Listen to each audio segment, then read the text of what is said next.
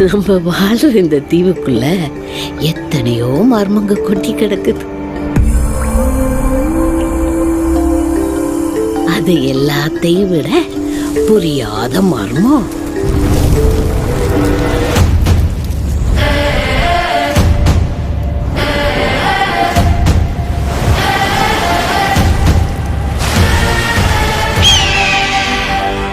விருந்தருந்த வாரீரோ.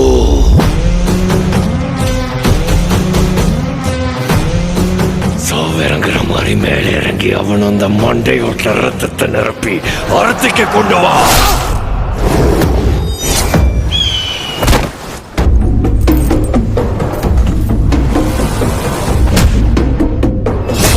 பத்தென்ற சொட்டு சொட்டுறதுக்குள்ள கங்கு அங்க வரணும்.